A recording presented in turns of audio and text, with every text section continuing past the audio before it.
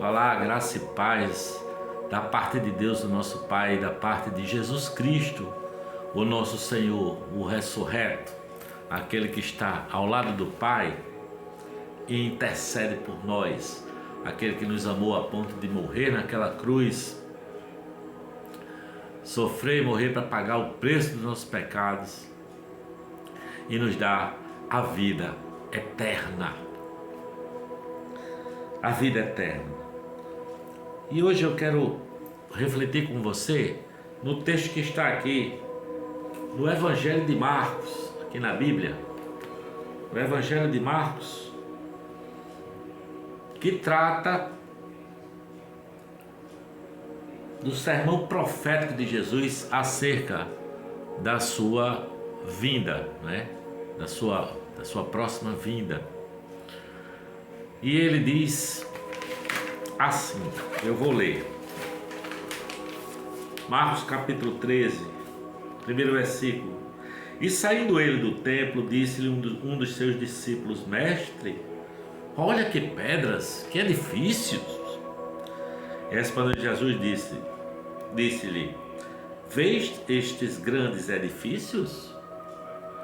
Não ficará pedra sobre pedra que não seja derribada. Jesus disse isso. E assentando-se ele no monte das oliveiras defronte do templo, Pedro, Tiago e João e André lhe perguntaram em particular: Dize-nos, quando serão estas coisas e que sinal haverá quando todas elas estiverem para se cumprir? E Jesus respondendo começou a dizer: Olhai que ninguém vos engane, porque muitos virão em meu nome dizendo eu sou o Cristo e enganarão a muitos. E quando ouvirdes de guerra, de rumores de guerra, não vos perturbeis, porque assim deve acontecer, mas ainda não será o fim. Porque se levantará nação contra nação e reino contra reino, e haverá terremotos em diversos lugares, e haverá fomes, isso será o princípio de dores. Mas olhai por vós mesmos, porque vos entregarão aos concílios e às sinagogas, sereis açoitados, sereis apresentados ante governadores e reis por amor de mim, para lhes servir de testemunho. Mas importa que o evangelho seja primeiramente pregado entre todas as nações. Quando vos conduzirem para vos entregarem, não estejais solícitos de antemão pelo que haveis de dizer, mas o que vos for dado naquela hora, isso falai, porque não sois vós os que falais, mas o Espírito Santo.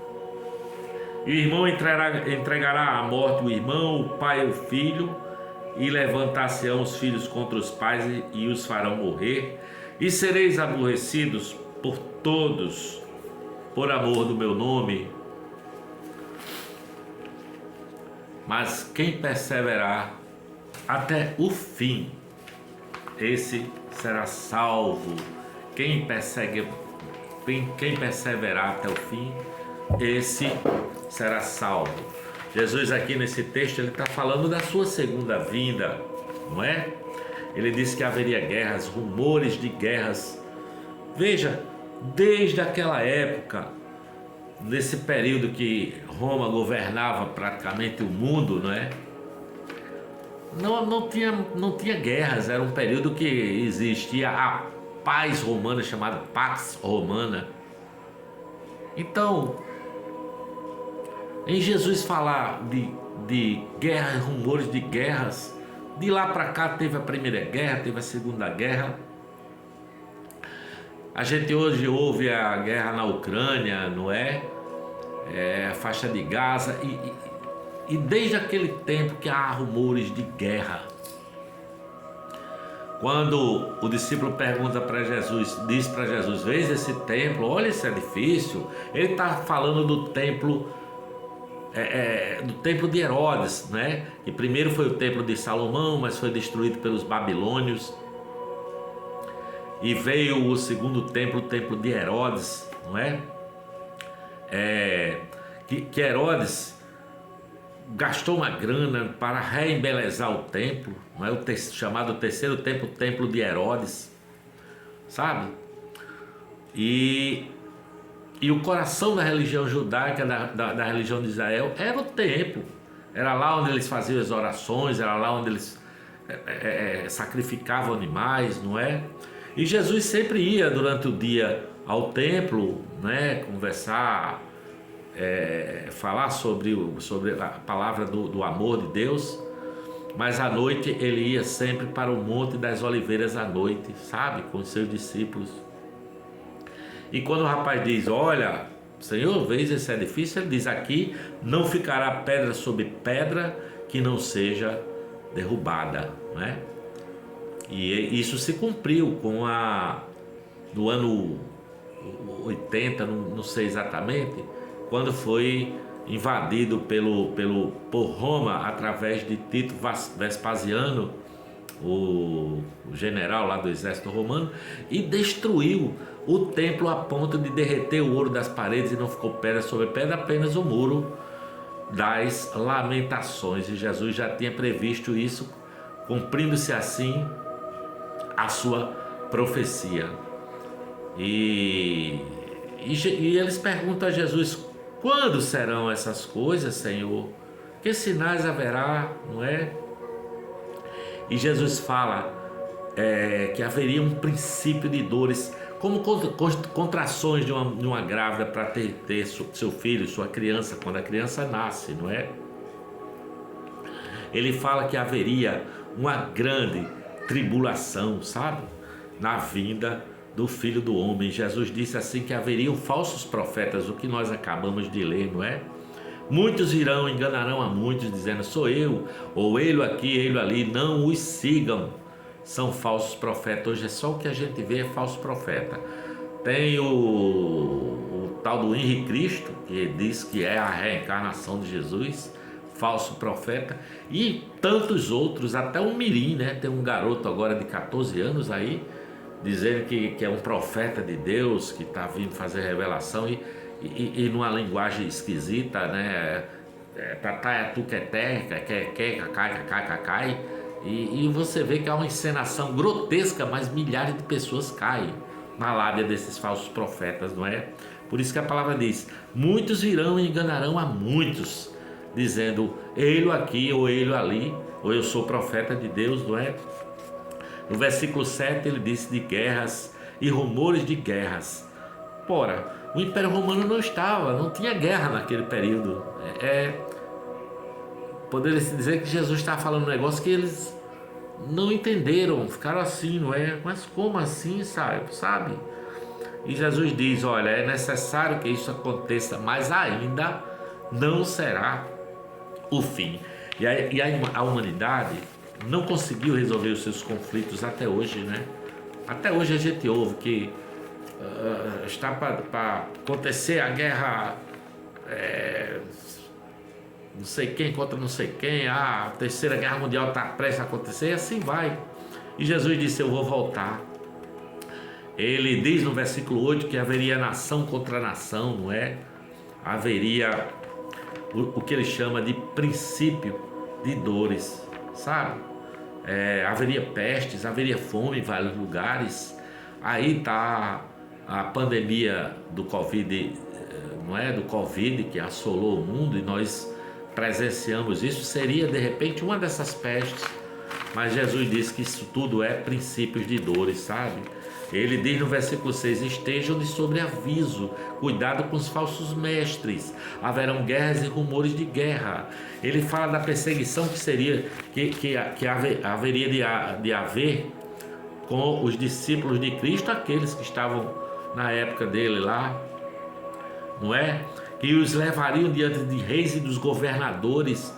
Ora, se os caras estavam pensando que essa novo movimento que eles chamavam Luz do Caminho iria acabar, porque Jesus logo mais seria preso, crucificado, e não fazia o menor sentido para eles dizer que esses discípulos de Cristo seriam levados a reis e governadores. Eles não tinham ideia. A maioria das pessoas achava que ali estava acabando, não é? O ensino de Cristo, com a morte dele, estava acabando. Não haveria a necessidade disso, mas Jesus disse: não se preocupem quando vocês estiverem diante de reis e de governadores com o que dizer, porque o Espírito Santo dará testemunho por vós, sabe? E hoje nós sabemos que a religião cristã é a mais perseguida de todo mundo, né? É a mais perseguida de todo mundo, sabe? Jesus disse: é necessário que isso aconteça, que o Evangelho seja anunciado em todo o planeta, em todas as tribos. Ele não está falando das tribos de Israel, ele está falando no mundo todo, sabe? Que era necessário que este Evangelho fosse anunciado, que eles não se preocupassem com o que havia de dizer. Ele chega a dizer que um irmão se levantará contra outro, pai contra filho, filho contra pai, não é? Todos seriam inimigos daqueles que professassem o nome de Jesus. Mas ele chega a dizer: aquele que perseverar até o fim, esse será salvo. Porque nós sabemos pela história o quanto que esses primeiros cristãos foram jogados pelo Império Romano, foram jogados no Coliseu para ser comidos pelos leões, não é? Jesus fala dessa grande tribulação que já começou naquela época, sabe? Esses dias, diz o Senhor, que se não fossem abreviados, ninguém seria salvo. Mas ele diz: olhem, aqui, o Cristo, estou dizendo que, se possível fora, enganariam até os eleitos de Deus. Se possível fora, essa colocação quer dizer que não é possível enganar os escolhidos. Mas se possível for, enganariam até os escolhidos, não é?